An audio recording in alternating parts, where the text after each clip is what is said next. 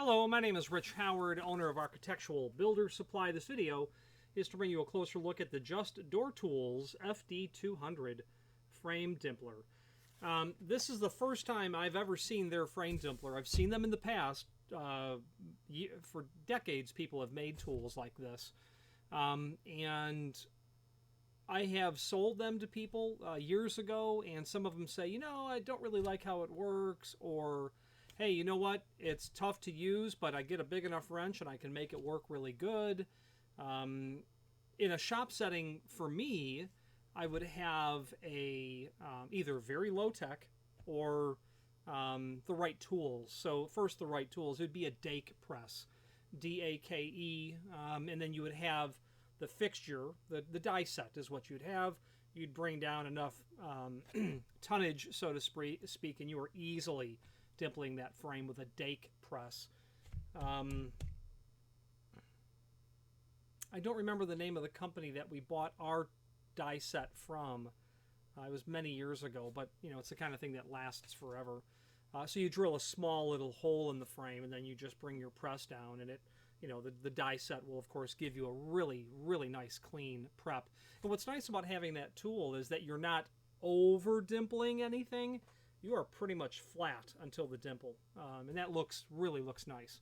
No one's ever really complained when you look at your jams and the area around the countersink is a bit deflected, but nonetheless, when you have a tool that will cost a die set that will cost a lot of money, you're going to get results that'll look better. Now, all the way to the other end, the low-tech way. The low-tech way is exactly how it's been done for decades. You'll have your frame. You're going to get yourself some pipe, okay, whatever size you like, 3/4 inch, whatever gives you the right inside dimension.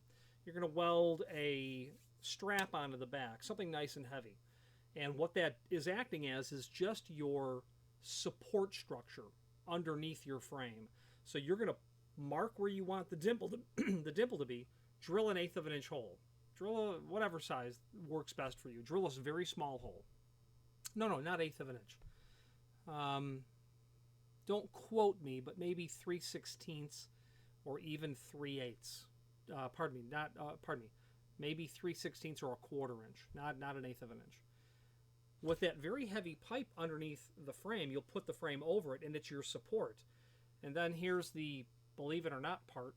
You literally get a railroad spike. Literally get a railroad spike.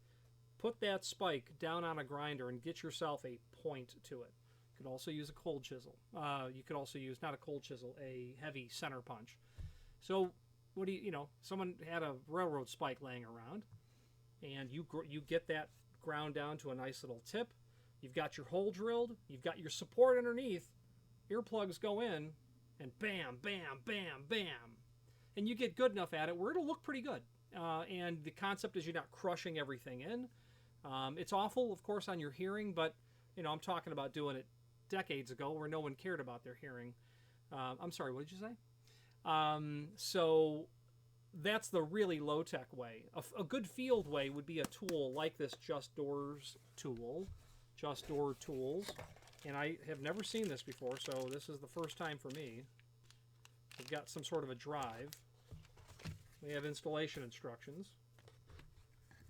We have the business end itself. I want to thread that out until we take a look. They are obviously drilling a larger hole for their preparation. And then some white lithium grease. Grease is always nice. There's no reason to have the tool really struggle. And just give me a moment while I absorb this. And as I study these installation instructions, it makes me recall the reason we were drilling a smaller hole is that process of hitting it like that does crush that in. So the concept is that and my memory's kicking in, when the tool breached through the hole, you basically had the right amount of dimple, okay? So we were drilling a smaller hole, forcing more of it to fold over and in. But when we got through so far with the tool, we knew we were done. But you're talking about a railroad spike that was put on a bench grinder. The installation instructions and the tool here do not match the images of what I apparently am to understand is the original tool. This may be considered upgraded only in the sense that the original tool was round, and they say that this is a better grip that won't slip. I suppose, yeah. I mean, you know, this sort of profile fits in my hand better than something round. Yeah, I mean, it really does. I mean, if you look at the outside corners, my hand is meant to go all the way around it. I mean, it's a perfect fit for the hand. Why it's double-sided is only for the fact that it's double-sided. You can dimple from either side. There's literally no difference between the two sides. You know, I would probably, I don't know what thread size that is. It could be 3/8 24. It looks like it's a very fine thread. I would probably be really tempted to remove this bolt and put in a bolt that would thread in there just to close it off, because this bolt I'm going to want to use in the future at some point. Okay, so I would probably remove that, put off something in there that's flush, take that bolt and keep it, because you need that bolt to be part of the dimpling process. So let's go over what you get. You get the actual tool itself. Both ends are this massive drilling and countersinking or countersinking and tapping, drilling and tapping. Both sides have these funny hex head, flathead screws, bolts. You're going to get a 3/8 drill bit. You're going to get the impact wrench adapter. 1/2-inch adapter. It's going to fit over your bolt. Okay, so a couple of ways to do this. Impact wrench, obviously. Okay, I would see no problem with that at all. Or a socket. Okay, or just a large crescent wrench. The crescent wrench would probably be my last choice. This is of a lobular design, which is very, very good. Lobular means the outside. You're not going to see that very well. Yeah, you can. The corner itself is rounded. That's called lobular. At least it is by Irwin. That allows you to transfer the forces to the flat sides of the bolt and not the outside corners. You don't want to work that tool loose. But this is easily replaceable. What you don't want to do is necessarily wear that down at all. So I would be very mindful to preserve the integrity of this bolt at all costs. That seems to fit down on that pretty nice. Not a lot of movement really on it at all. Okay, so you could use a socket wrench. That might not be bad. An impact wrench I would be really tempted to try, because, you know, be a lot of force putting on there, and that's what an impact wrench is meant for, making that sort of brutal job a bit easier. So you'll drill your hole. You're going to put the tool underneath the frame. You'll bring your bolt through, and then you'll impact wrench until, of course, your bolt becomes flush with the top of the material. And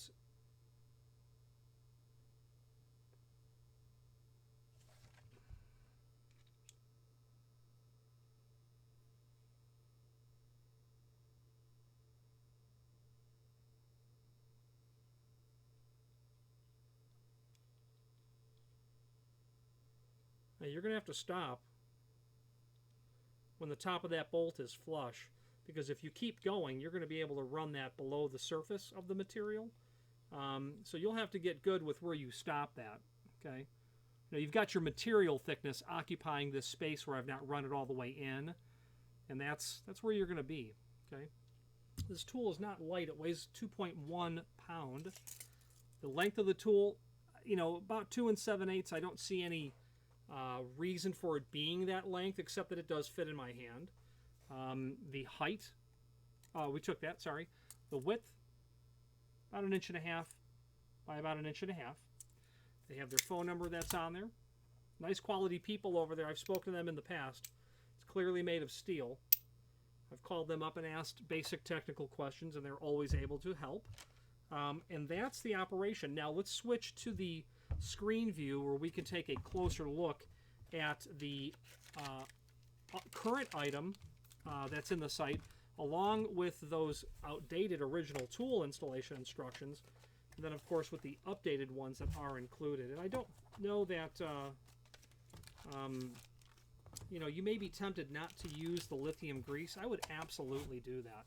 That's really going to serve to preserve the integrity of your tooling, is just simply the bottom line. So let's switch to the screen view and continue on. So this is the tool that we're looking at, and this is the old version of it. I was unaware that they changed the design. I'll tell you, if anything, they've likely improved the design. This tool is heavy. I mean, 2 pounds, and it fits in the palm of your hand. It's a heavy tool. Having an Allen wrench, yeah, that would have been a major no-go as far as I'm concerned, of that being a tool that would actually allow you to get enough leverage when you're trying to dimple. Let's face it, 16 gauge steel. So all of this is outdated information, basically. But it'll be up to date by the time you're seeing this, because we'll correct it. So click to enlarge. Okay, all of this shows the original material. Okay, I could certainly see how it would slip out of your hands a little bit less, so slipping is not slipping out of your hand, it's slipping in your hand rotationally as you're driving an impact wrench. So having it to be square profiled will give you a much better chance of holding the tool without it rotating. And maybe what they'll do in the future, if they ever needed to, was, since the tool is basically 2 7/8 long, to flatten off the sides so that you could put a really, really large crescent wrench onto it, or mill the end of it so that you could apply a tool to it, so as to keep the thing from rotating as you're running your impact wrench or your socket wrench down and around it. Okay, that would be my opinion on this. Now let's take a look at the modern installation instructions, which are linked to down below this video. And there's that redesign. Okay. Dimpler, 2 dimpling screws, the impact socket, and grease. And here's them demonstrating the application of the tool. So why would you need to dimple frames in the field? Well, because someone didn't order the right frames, or frames go out and you ordered T-anchors and you get there and the mason already put all the walls up. Well, that's not going to happen. You're going to have to bolt it to the wall.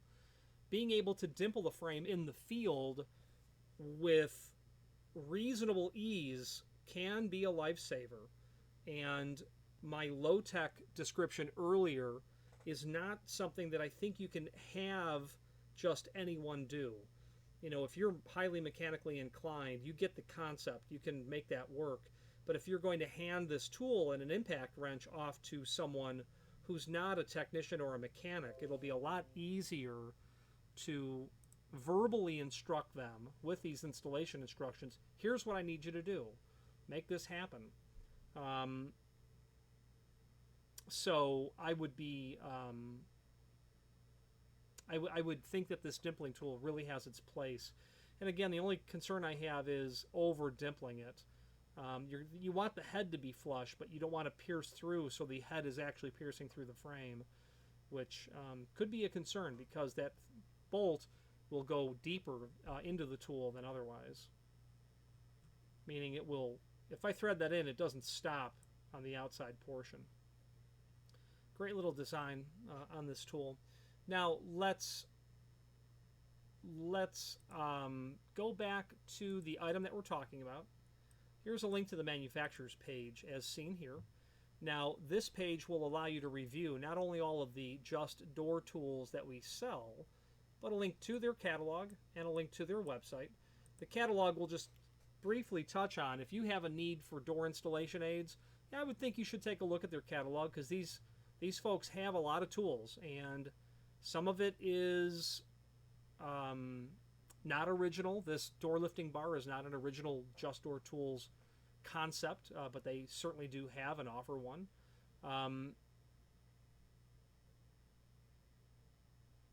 The door holders, again, not an original concept. Other people, of course, made them. You get to a point where you just end up making your own. But it's just nice to place an order and have them shipped. What is a fairly unique, what is a unique concept or a novel idea is that they've taken the door template and they have, for door closers or lock sets, and they have designed it in such a way where it is really simple and straightforward after you study it just a few moments. And I've done videos on their permanent templates for door closers, obviously an LCN 4041 sort of thing. And you study it a little bit, it makes perfect sense in terms of how it works. And it is literally just that easy. You know, place the template where you want it on the door to get you the degree of opening that you want. Mark your holes. Take that template and flip it up and over and do the same thing on the header and mark your holes. You're done. Nothing to worry about. Nothing to be concerned with in terms of the locations. Flush that for a 90 degree. Move the closer closer to the edge. Get you a greater degree of opening. Okay, so if you do a lot of door closers, I would definitely consider reviewing this sort of material. A VIX bit, you know, that they didn't invent that. That tool's been around for decades. But Just Door Tools has this catalog of aids that in one place you can get these sorts of solution. SE-VIC or VIX. VIX bit is how we know it. Dowels, yeah, every once in a while you got to close a hole, that's for sure.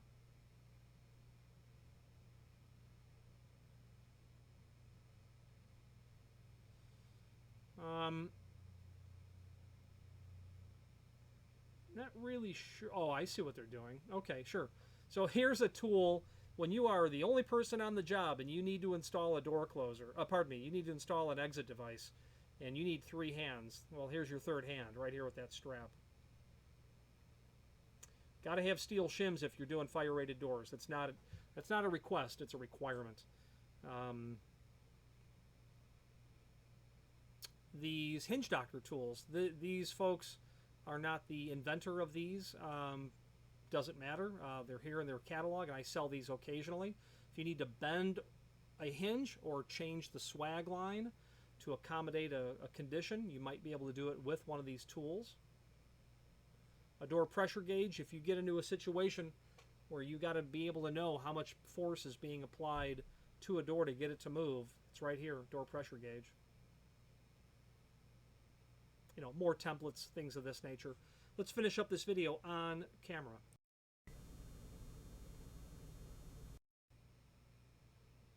In conclusion, I wouldn't hesitate to suggest that you use this tool. I have sold some of their templates, as I said earlier. I've called their facility a couple of times and I've gotten prompt, spot-on answers. It tells me that this person that I'm speaking to really understands the application. And that's what you need because you're talking about a door tool.